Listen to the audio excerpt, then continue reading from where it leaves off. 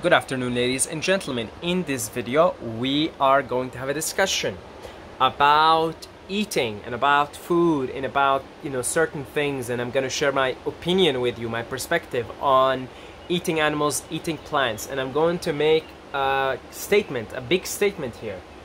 A statement that I will stand behind in this video through you sharing with you the logic behind that the vast majority of plants and virtually all animals do not want to be eaten, as a rule of thumb, that is.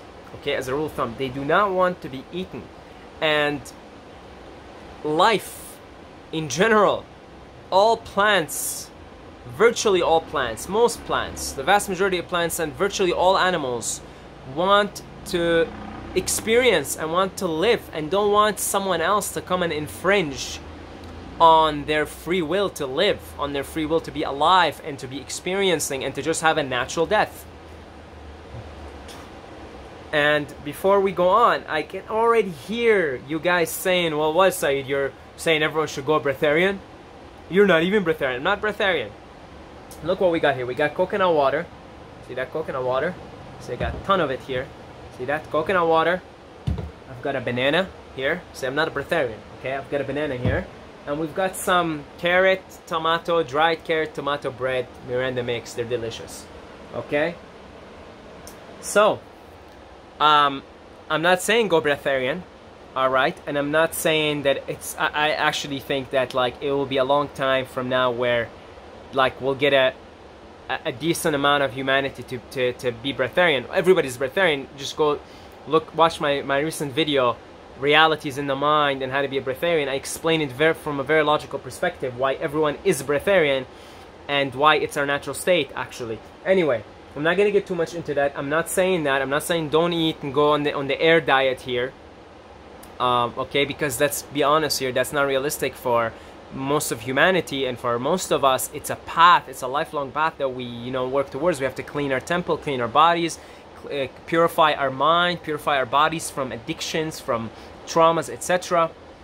Connect ourselves more with the divine, and then only then we can actually begin to sustainably be sustained and surviving and thriving off of subtler, solar, if you will, forms of energy. Okay, so that I'm not saying you should all go do that, okay? So hear me out, and hear me out till the end of the video, okay? So that being said, the vast majority of plants and the vast majority of, if not all animals, don't want to be eaten. How do we know? Well, it's you just have to, like, logically observe. When you kill an animal, the animal screams for its life, it's running away, it's screaming, it's like, it's just freaking out. It's so obvious. Doesn't matter if you treat the animal with respect and love and you let it roam freely through pastures. The minute of killing the animal freaks out. The animal does not want to be killed. And what we all, you and me and every human, must understand to be able to level up in this game of life, is one of the greatest, deadliest sins. Sin means to miss the mark, by the way. One of the greatest ways in which we miss the mark as we're playing this game of life is when we infringe on the free will of another being. And the more complex that being is, the more of a free will, the more their free will is developed, the more karma we take on by infringing on their free will. So when we're infringing on the free will of these complex beings, these cows and pigs, they're complex, man. They're capable of complex emotions. You ever seen elephants? Elephants, they cry when one of their family members die. They mourn. It's like, it's so bizarre. You ever see and observe cows? Very intelligent beings, very aware. Oh man, like, oof. Donkeys? Oh, I love donkeys. Donkeys and horses? Oh, these are intelligent beings. Pigs? When we infringe on the free will of complex beings with clearly well-defined free will, we take on a lot of karma. And it doesn't matter how well you treat the animal. It doesn't matter how good the animal has it while they're alive. The minute you're about to kill them, the minute they even know intuitively they're about to be killed, they start to freak out and they start to feel stressed And when you actually come to kill them, they start to resist you and they start to move and shake. So of course we have to use these sophisticated human tools to put them down or to humanely kill them. There's nothing humane about it. Okay? Now you may say, I can catch you, I can hear you. You may say, well, but look, animals do this, right? I mean, lions, they're as we're speaking, there's probably a lion out there in Africa chasing a zebra, right? But look, the zebra does not want to be killed. We're not saying that animals are these enlightened beings. A lion isn't enlightened. A lion is caught up in some karma and is here to express that karma and play it out. You see, it doesn't take away from the fact that zebra does not want to be killed. It doesn't take away from the fact that the lion is incurring some karma unknowingly, in ignorance. See, if you're into Buddhism, you know, like there's like 5 or 6 levels of existence in this plane of existence, and the animal kingdom is like number 2. It's like low. Human is like number 4 or 5. I forgot. Okay, but human is quite a bit higher in consciousness, in awareness, and Buddha says animal existence is very sad because of how ignorant the animals are. So the lion is acting out of ignorance. The soul is in there. Of course, the lion is clearly it's designed to be a killing machine. But that soul of a lion is there manifested because it's there to express some violent urges, to maybe play out some karma involved there. Okay, so they're here for a different purpose than we are. Okay, animals are here, so it's just because lions are doing it. Look, the zebra is still freaking out. Nothing wants to be killed. Animals don't want to be killed. When you go, I remember going for fishing back in the days. I never liked it, but I have friends that liked it, and I'd go with them and they catch fish, right? And when you're catching the fish is like, it's like resisting, you know, like you have, like, especially if it's a big fish, like the fish is like, what the fuck is going on? I don't want this. I'm bleeding. I don't want this. I want to stay alive.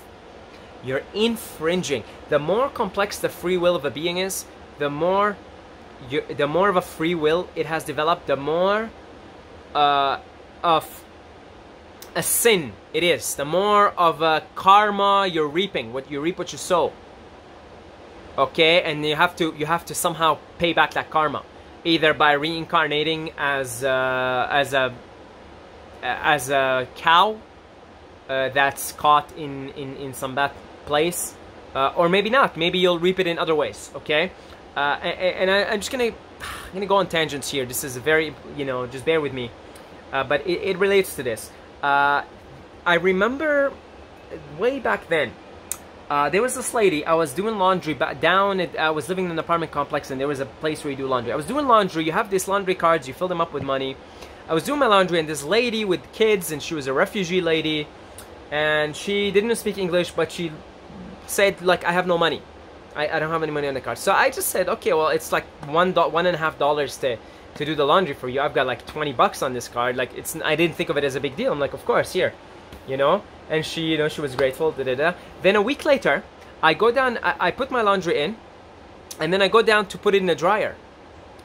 Or sorry, no, I go down to do my laundry. It wasn't in the dryer. I go down to do my laundry, and then all the laundry machines are taken, except for one. But it looked like it was taken because it has like the timer on it started. And I'm like, but I don't hear a sound. But it's already been loaded with money. So I open, I'm like, there's no laundry here. And then I stand there for a second, I'm like, this is the only laundry machine available. Somehow, the money's put on, all I have to do is press the button. I don't have to like pay. But there's no clothes in it at all. And I'm like, I connected the dots. I'm like, oh my God, that's just karma returning for me, because last week I innocently, without thinking about it, just, loaded up someone's laundry because she didn't have money on it. I'm like, oh my God, whatever circumstances led to this, whoever loaded this, whatever happened, obviously, and I was going through a spiritual awakening then, so it was obvious to me that this whole thing was arranged for me to recognize that karma does exist indeed, that there is, you reap what you sow. And I just, with a smile on, put my clothes on, didn't pay for it, just hit the button. Somebody loaded it up for me somehow. I don't know how, I don't know exactly what happened, but I connected the dots, okay? So you can reap it. You don't have to reincarnate as a cow or a pig. Maybe it's gonna happen in a different way. Okay, maybe later on in your life, some cow is gonna kick you. You're gonna be walking around in some farm fields, and a bull is gonna come and kick you, and you're gonna be paralyzed for the rest of your life. I don't know how this works. I'm not the accountant here. I'm not God. Okay, but it works. Believe me. This is a universal law. Cause and effect. So the more complex the being is, the more they have a complex free will, and they're resisting. They don't want to be killed. The more karma you incur as a result of infringing on the free will of that being. And like I said, virtually all animals have it, even fish. They may seem less complex, the less complex nervous system, less complex free will, but nevertheless, still, okay? So yeah, so that's why, you know, from a moral perspective, killing animals is you're going to reap some karma, some negative karma as a result, because you're infringing on the free will of other beings. Now, the illuminated ones, so-called illuminated ones, know this, which is why they always want your consent before they do something bad to you. Because they know, because they're the illuminated ones, they know how the universe works. So for instance, have you noticed, not a single human being has been forced to take the V? They've just been manipulated. But nobody has been forced. Nobody has been forced. Nobody, not a single human alive has been forced to take the V. And yet, something like 70% of humans already took it out of their own free will. They went to the clinic and they took it. Because these illuminated ones, they know the rules. They want to incur the least amount of karma. So you do not ever want to infringe on the free will of a being, okay? So yes, killing animals, eating animals, no bueno, is no good. From a karmic perspective, from a spiritual perspective, it's no good. Okay? What about plants? Now I can hear this argument, of course. I hear the skeptical sounds, because I myself have a skeptical mind. I'm skeptical of everything and ask questions. But okay, all right, Saeed. All right, okay. I hear your argument about plants. Yeah, okay. About meat, about eating animals, about killing and eating animals. Okay, I hear that. Right, okay. But you know what? I hear even your arguments. Yes, I see humans are more sophisticated, right? We shouldn't hold ourselves to the standard of animals. The argument that if animals do it in nature, we can do it too. Lions kill zebras, we can kill animals, it's just nature. But what about plants, huh? What about plants? Plants are living beings too. Plants don't want to be eaten too, huh? Right? True, you're right. Plants don't want to be eaten either. How do we know this? How do we know this? We know this because the vast majority of plants produce these toxins that sway away predators from eating them. For example, the herb basil.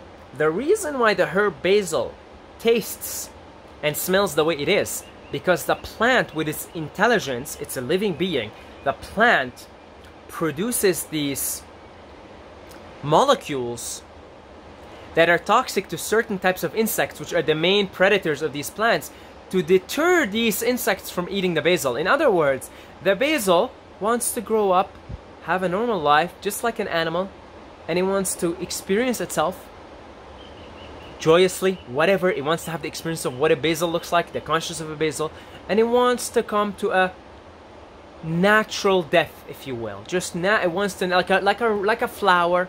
It comes and it blooms. We've got a ton of them here in Ecuador. There, it's beautiful, right? We've got this tree here. Okay, see these? Can you see them? Can you see them? The lighting isn't so good, but we got flowers here. Lighting is no good. Okay, we have this one here.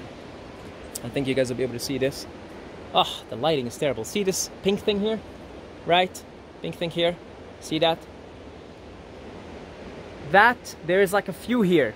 They're coming and going. They're coming and going. We've got to work on the lighting, huh? They're coming and going. They're coming and going. They just bloom. They're there for some time. And then it goes, and then another one grows. Okay? And that basil, that innocent basil, wants to do the same thing. That's why it's actually toxic. Basil is even toxic to humans, but because, and it is virtually toxic to all beings, by the way. Okay? It's just the plant's intelligent. It can produce this thing that is toxic. But because, you know, humans are much larger than those insects that these toxic molecules are designed for, so what happens, of course, is For us humans, it's only slightly toxic. We barely feel it, if anything. Maybe if you eat a ton of basil every day, you'll notice it. It'll catch up to you. But for these insects, if they eat it, they can potentially die, right? So, what about like nuts and seeds, you know? Nuts and seeds. The seeds, the tree is, like, when it comes to seeds, what's the purpose of a seed? It's not to be eaten.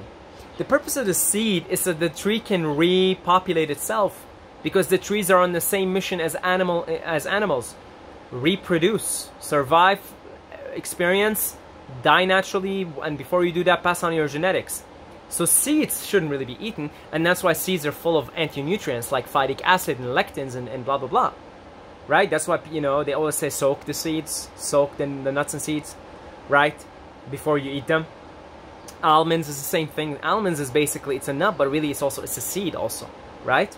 And it's got phytic acid on it, which is an anti-nutrient, to deter other beings from eating those almonds, from eating those nuts. Because one of these nuts, it's like sperm cells. One of them will eventually germinate and become a tree, right? Become an almond tree. Because that tree just wants to do that, okay? So nuts and seeds, right off the bat, there you go. They got, you know, why do you think nuts and seeds are so difficult to digest? Because they got a ton of anti-nutrients in them. And yes, you can ferment them, you can sprout them, you can do blah, blah, blah. To reduce it, that's because, you know, humans have figured out, because humans are intelligent, they figure out we can reduce phytic acid, but you can never fully take it away, and you're always going to compromise your digestion by eating them. Because really, they don't want to be eaten. Okay? And that virtually goes to, like, vast majority of the plant kingdom. Okay? It doesn't want to be eaten. Hence why, like, they're full of toxins. You know, you got the spinach, it's got so many oxalates in it, right? And then so, of course, we figured out as humans, some things are really toxic to us, shouldn't be going near them, okay? Others, like, we can handle lettuce, for instance. Lettuce has got some toxins in it, but it's like, it's so negligible, we can handle it, you know, with least amount of damage to our systems, okay? And interesting, so we are, in a way, when we're eating these plants, infringing on the free will of those plants to survive. And clearly they have some free will, otherwise they would not, with their intelligence, secrete those anti-nutrients. Okay? So, what about things like, you know, things you have to cut? We talk about lettuce, spinach. What about things like carrots, right? Things like carrots. Carrots don't have as much, say, anti-nutrients as nuts and seeds, or as, like, let's say, spinach, right? So different plants have different degrees of anti-nutrients, okay? But the fact of the matter is, even with certain vegetables, let's talk about vegetables here, even with vegetables that don't have a high amount of anti-nutrients, you know, maybe you can make the case they're meant to be eaten because they don't really have a crazy amount of anti-nutrients, or very little, very negligible.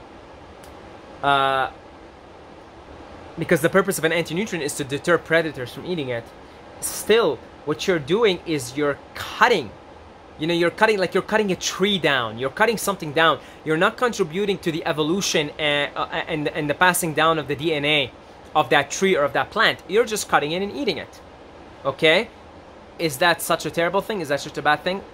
We'll talk about that in a second, okay? We'll talk about it in a second, because we're working with the argument here that, okay, animals are living beings, I get it, shouldn't eat them. We shouldn't hold ourselves standard to you know, oh, lions eat, animals eat one another, we should do the same because we're humans, we can think, contemplate, we understand the laws of karma and the laws of the universe, we have compassion, etc. Okay, but plants, we're working with the argument that plants are living beings too. Okay, so I'm showing you that indeed they are, and indeed they have some free will, and indeed they are producing these anti-nutrients so that because they don't want to be eaten. Okay? But then you can make the argument for certain vegetables, they don't really have a whole ton of anti-nutrients. Okay, you can see they're wild carrots growing out of nowhere.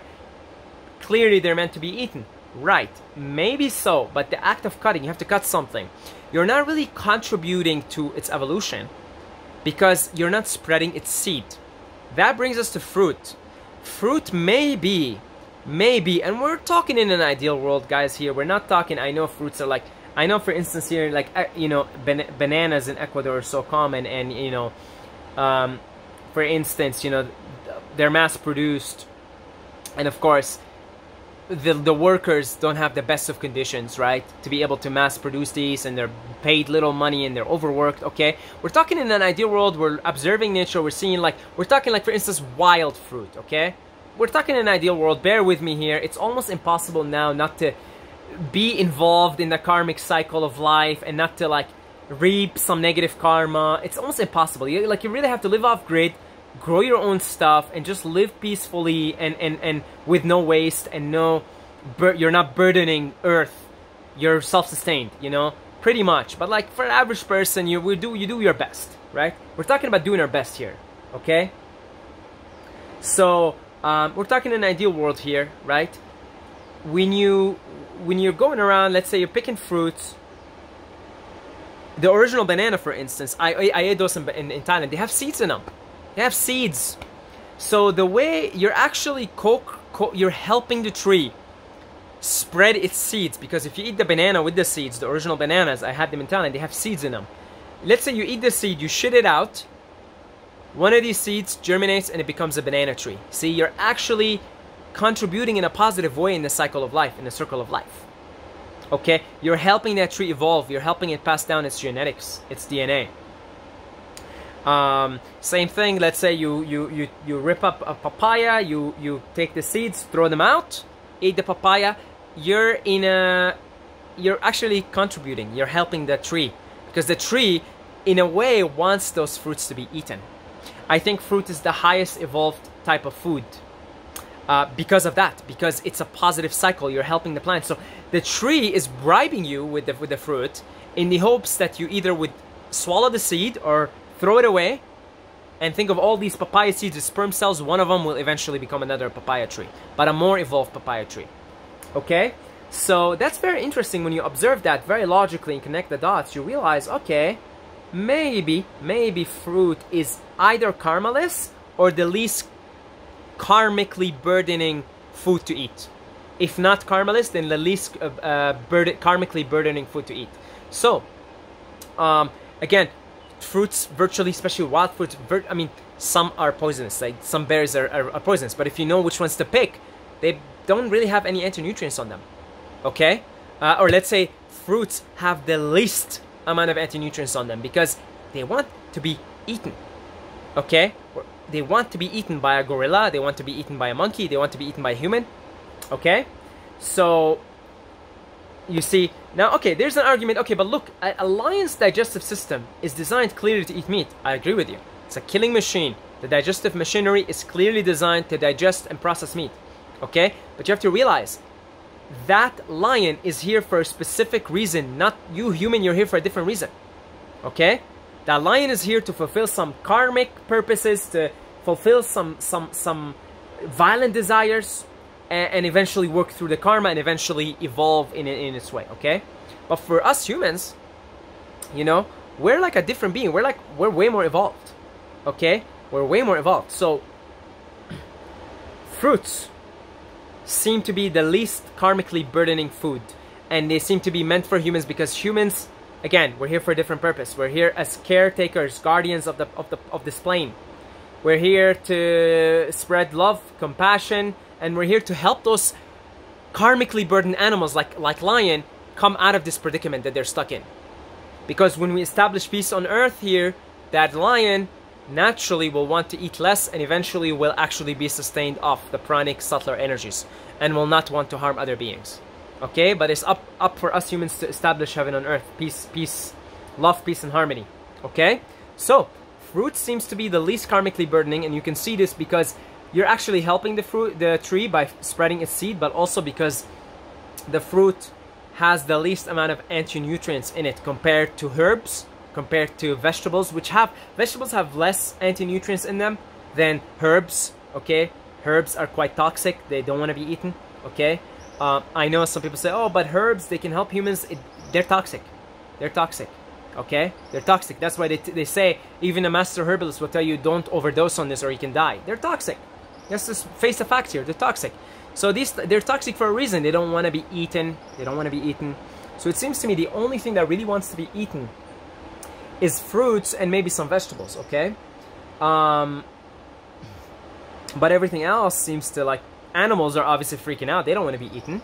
And then plants, most of them got these, you know, anti-nutrients and toxins. They don't want to be eaten either. Okay? All right. So we've established that with logic, pure logic. We've established that most beings, let's just establish this and agree on the statement. We can at least all agree, most living beings in the animal and plant kingdom do not want to be consumed by other beings. And yet they are, because we're in a Kali Yuga, we're in a consumption cycle, and we're here to break it as we ascend the vibrations on plain Earth. We're here to break this consumption cycle, and we all become sustained by God's grace, by God's energy, by the cosmic subtle energies. Refer to my videos, Reality is in the Mind, and How to be a Breatharian, because that's the way it is. I explain it very logically there, okay? But we're in the process of evolution right now. And while we're evolving, it's almost impossible to escape these karmic cycles. We're born into them, okay? So what we want to do as conscious beings is we want to do the least karmically burdening things. Because like I said, it's almost impossible for a modern human right now to be totally karma-less, to live totally karma-less, even if you're some self-sustaining human eating nothing but fruits in some off-grid environment, okay? You're still not fully karma-less, but you're like the least karma-burdening existence. And that's what we want to do as we ascend the vibrations, as we go into the next level of existence, as we go out of the Kali Yuga into the Dvarpa Yuga, as we go out of this age into the age of Aquarius, as, you know, whatever you want to call it, whatever names you want to put on it, there is a process of ascension going on, and it's a lot slower than we think it is. It takes like hundreds and thousands of years, okay? And these are pivotal times that we're in. We want to do the least karmically burdening thing. So, because of that, we want to consume things that are the least karmically burdening. So that would be fruits at the top of the pyramid, in a self-sustaining manner preferably, followed by vegetables, followed by herbs. Animals would be the last thing, okay? Now, why do you say that? Aren't plants and animals equal? In God's eyes, all beings are equal. But we're talking here about the magnitude of free will, okay? The animal being in animals in general, are more complex than plants. Therefore, eating animals, killing animals versus killing plants, there is quite a bit significant more karma burden that you pick up from killing and eating animals, of infringing on the free will of an animal, than it is to infringe on the free will of a plant. And that shows because the nervous system, in many ways, like humans have the most complex nervous system, we also have the highest connection to the divine. The more complex your nervous system is, by nature, the more sensitive you are to your connection to the divine. We're all connected to the divine. All plants and animals are. And the more complex your nervous system is, like a human being has more of they have more of a free will than a fish. Like, look at us. I will do this. I will go out of my way and I will climb Mount Everest. Fish can't use that free will. They don't have as complex of a free will to go and climb Mount Everest. Humans have such powerful free will. We live everywhere. Even though our climate, our ideal climate is the tropics, we go everywhere. We live everywhere. Well, let's go climb Mount Everest. Let's create this technology to help us do this and do that. All with our mind, with our free will, powerful free will. So killing a human, like, that's why, like, cannibalism is like the highest level of no, don't do that shit. Because human free will is so complex, it's so well developed, that when you infringe on it, the karma is so massive. Okay? Then we've got animals like mammals, like cows, elephants, horses, things like that, dogs and cats. Pretty complex free will. You will incur a lot of karma eating those animals, killing them and eating them. But it's not as burdening as killing and eating an animal, a human, or just killing an animal, not eating, just killing them for whatever reason. Be it infringing on their free will. Self-defense being an exception. We're talking about infringing on someone else's free will, okay? Infringing on a fish's free will, they're pretty complex. Maybe not as complex as a horse, as a cow. Still complex though. Still quite a bit of karma there, okay? Plants, they got free will. They got a nervous system. Even science says, no, doesn't matter. They do. Whether you like it or not, they do. They feel things. They're intelligent. But it's not as complex. Like, an animal can move. Like, animals can migrate. Animals like birds can fly from Canada to Mexico. That's a free will. They're deciding together, let's go. Let's move. Let's migrate. right? Sometimes you glimpse certain human behavior in your pets because they're evolving. And as beings evolve, their free will is more complex. And the more complex the free will is, the more you infringe on that complex free will, the more karma you reap. So when we are infringing on the free will of a plant to survive, we are also reaping karma. But it's not as burdening as an animal. Okay? I can hear some people saying, Saeed, you're discriminating here. You're discriminatory. All beings are equal.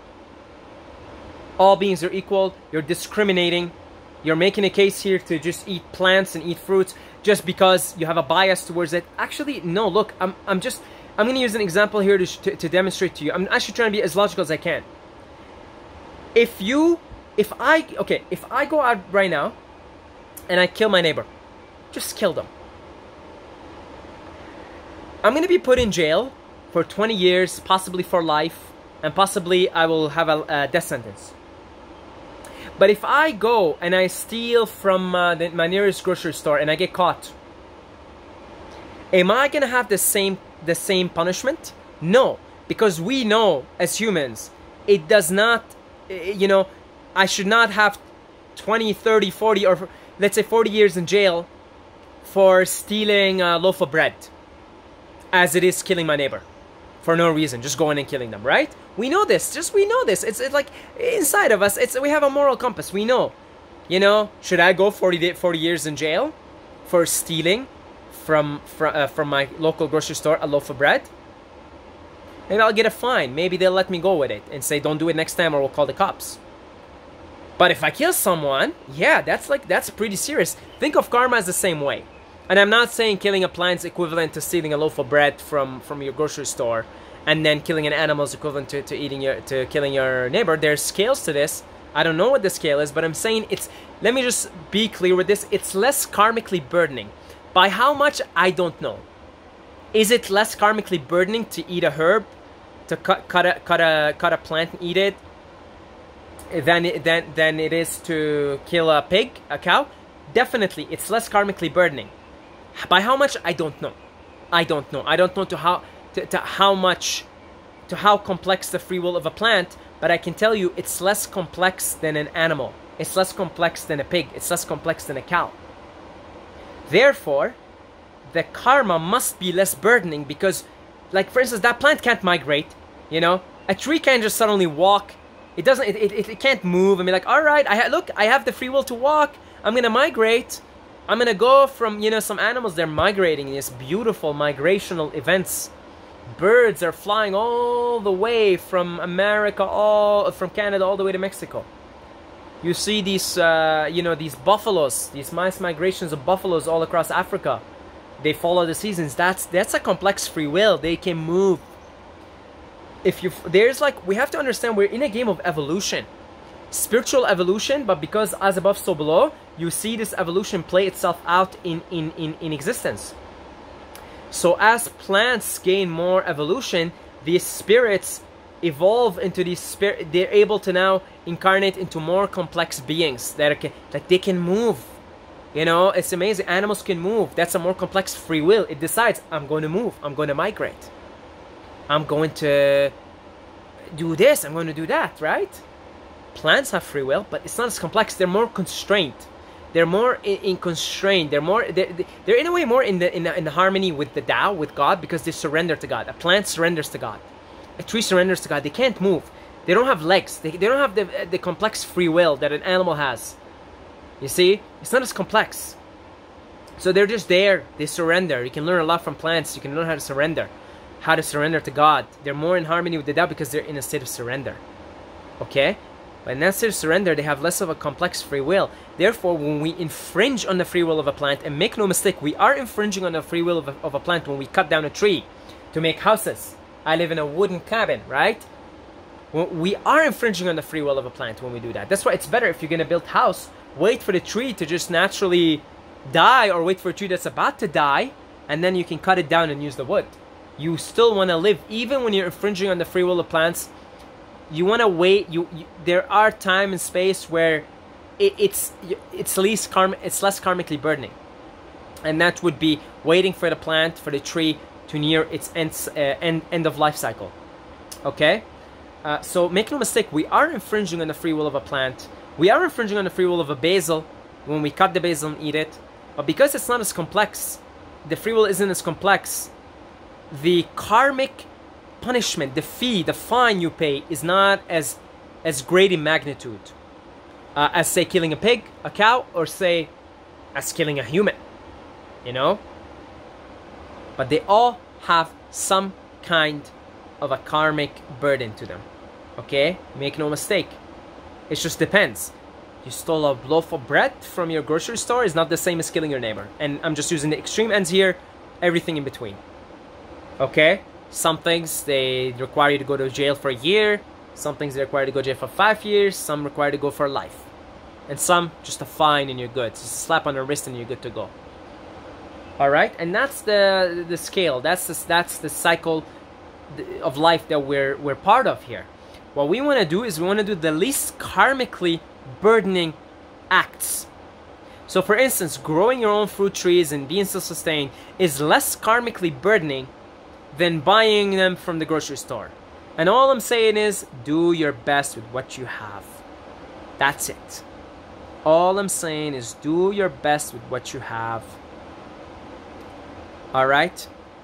Eat your carrots.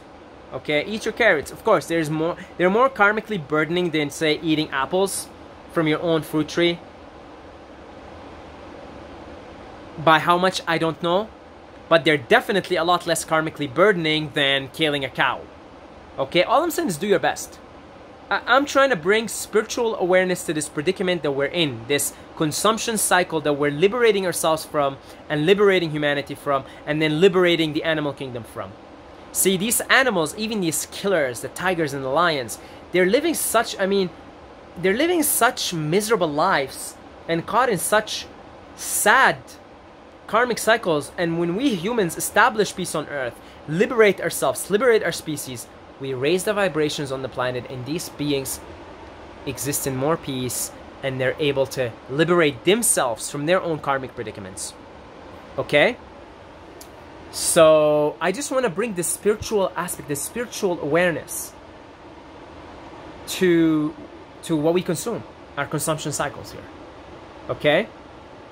So hopefully this was valuable to you. I really enjoyed making this video.